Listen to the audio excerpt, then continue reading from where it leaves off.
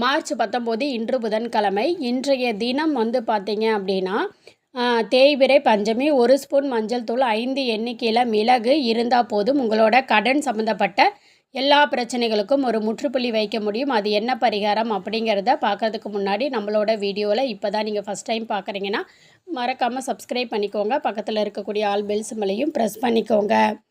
இப்போ நம்ம மஞ்சள் வைத்து என்ன பரிகாரம் செய்ய போகிறோம் அப்படிங்கிறத பற்றி தெளிவாக தெரிஞ்சுக்கலாம். பௌர்ணமி முடிஞ்சு 5ஆம் திதியாக வரக்கூடிய பஞ்சமி திதி அப்படிங்கிறது வாராகி அம்மனுக்கு ரொம்ப ரொம்ப உகந்த ஒரு திதி. அதுலேயும் தேய்பிறை பஞ்சமி நம்மோட எல்லா கஷ்டங்களையும் தீர்த்து வைக்கக்கூடிய அற்புதமான ஒரு நாள். நம்மோட அந்த அஷ்டமி தேய்ந்து அதாவது கஷ்டங்கள் தேய்ந்து போகணும், கடன் தேய்ந்து போகணும் அப்படிங்கிறது போல் பஞ்சமி அன்னைக்கு நீங்கள் முக்கியத்துவம் கொடுத்து வாராகி அம்மனை வழிபடுவது போல் சப்த கன்னிகளில் ஒருத்தவங்களாக இருக்கக்கூடியவங்க.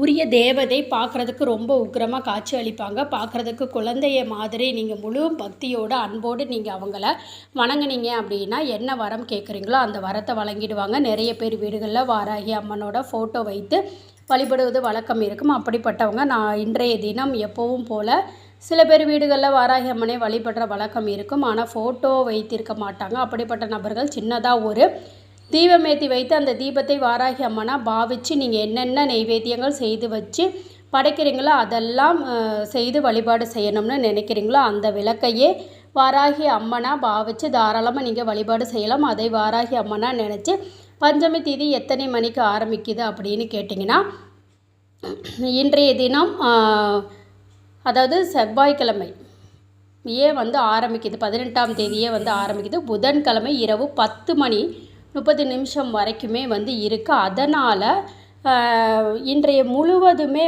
வாராகி அம்மனுக்கான வழிபாட்டை எப்போ வேணாலும் செய்யலாம். முடிஞ்சால் 7 மணிக்கு மேலே செய்கிறது கூடுதல் விசேஷம். மாலை நேரத்தில் உங்களால் என்ன அபிஷேகங்கள் செய்ய முடியுதோ அந்த அபிஷேகங்களை நீங்கள் வாராகி அம்மனுக்கு சிலைக்கு செய்யலாம். ஃபோட்டோ மட்டும்தான் இருக்குது அப்படின்னா ஃபோட்டோவுக்கு மஞ்சள் குங்குமம் போட்டு வைத்து பூக்களால் அலங்காரம் செய்து நீங்கள் வழிபாடு செய்யணும்.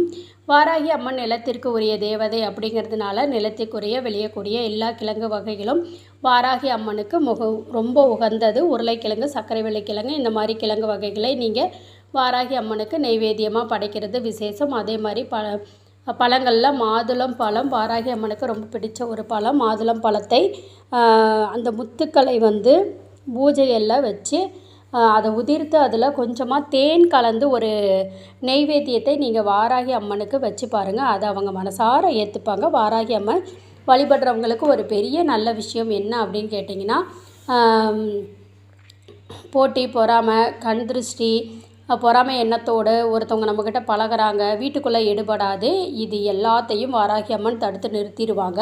இந்த மாதிரி தொழில் செய்யக்கூடிய இடத்துல, வேலை பார்க்கக்கூடிய இடத்துல அதிகமாக இருக்குது. தொழிலில் முன்னேற்றம் அடைய முடியலை அப்படிங்கிறவங்க தேய்பிறை பஞ்சமி அன்னைக்கு நீங்கள் வாராகி அம்மனை வணங்குறது கூடுதல் விசேஷமாக இருக்கும். இப்போ நம்ம சொல்லக்கூடிய இந்த ஒரு பரிகார முறை இருக்குது இல்லைங்களா, இதுக்கு மஞ்சள், 5 எண்ணிக்கையில் மிளகு, இந்த 2ம் தான் பயன்படுத்த போகிறோம். மாலை ஒரு 6 மணிக்கு மேலே செய்கிறது கூடுதல் விசேஷம். வாராகி அம்மனுக்கு உகந்த பொருட்கள் பல இருக்குது. அதில் ஒரு முக்கியமான பொருள் இந்த மஞ்சள் தூள்.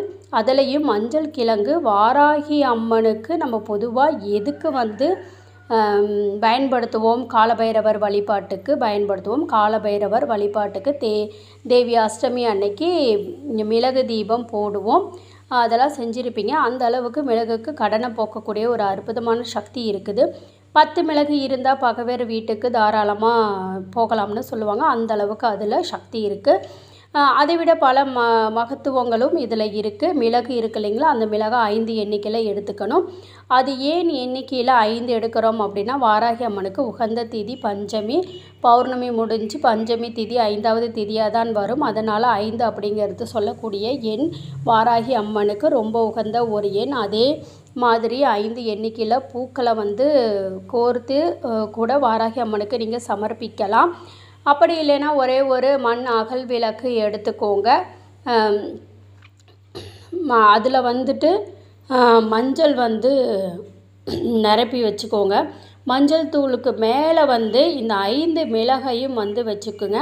வாராகி அம்மன் ஃபோட்டோ சிலைக்கு முன்னாடி வச்சிடணும். ஒருவேளை ஃபோட்டோ சிலை வழிபட வழக்கம் இல்லாதவங்க நான் சொன்ன மாதிரி சின்னதாக ஒரு தீபம் ஏற்றி வச்சுக்கோங்க. அந்த தீபத்தை வாராகி அம்மன் பாவிச்சு அந்த தீபத்துக்கு முன்னாடி வச்சிடலாம். அந்த மஞ்சளையும் அது முன்னாடி வைக்கலாம். அந்த 5 எண்ணிக்கையில் மிளகையும் வச்சுருங்க. உங்கள் கடன் பிரச்சனை தேய்ந்து போகணும். அதே மாதிரி உங்களுடைய மன கஷ்டம், பண கஷ்டம், கடன் இல்லாத வாழ்க்கை, அத்தியாவசியமான இருக்கக்கூடிய தேவைகள் சொல்லி வாராகி அம்மனை மனசார வேண்டிக்கோங்க. ஓம் வாராகி தாயே போற்றி அப்படின்னு 108 முறை சொல்லுங்கள். முடிஞ்சவங்க இப்போ கமெண்ட்டில் 3 முறை டைப் பண்ணுங்கள். வாராகி அம்மன் அருள் முழுமையாக உங்களுக்கு கிடைக்கும். மஞ்சள் மீது வைத்திருக்கக்கூடிய அந்த மிளகு இருக்கட்டும், விளக்கெல்லாம் குளிர வச்சுட்டு தனியாக பிரிச்சுடுங்க. 5 மிளகு இருக்கு இல்லைங்களா, அதை உங்கள் வீட்டில் குறிப்பிட்ட சில இடங்களில் சின்னதாக ஒரு பேப்பரில் மடித்து வச்சிடலாம். பீரோ லாக்கர், கல்லாப்பெட்டி, உங்கள் ஹேண்ட்பேக்கு, மணி பர்ஸ், இந்த மாதிரி பணம் வைக்கக்கூடிய எல்லா இடத்துலையுமே இதை வைக்கலாம். நீங்கள் வேஸ்ட் ஆக்கிட வேணாம். அது ஆண்களும் தினமும் இதை வச்சு எடுத்துகிட்டு போகலாம். ஒரு முக்கியமான வேலையை வெளியில் போகிறீங்க அப்படின்னா இதை ஒரு பேப்பரில் மடித்து பாக்கெட்டில் வச்சுக்கலாம். வெளியில் போகும்போது போகக்கூடிய காரியத்தில் வெற்றி உண்டாகும், சித்தி உண்டாகும். அதே மாதிரி தினமுமே இந்த மஞ்சள் இருக்கக்கூடிய இடத்துல நெகட்டிவ் எனர்ஜி இருக்காது. ஏன்னா இது சாதாரண மஞ்சள் கிடையாது. வாராகி அம்மனுக்கு மனசார முழு பயபக்தியோடு படைச்சிருக்கக்கூடிய அற்புதமான சக்தி வாய்ந்த மஞ்சள்.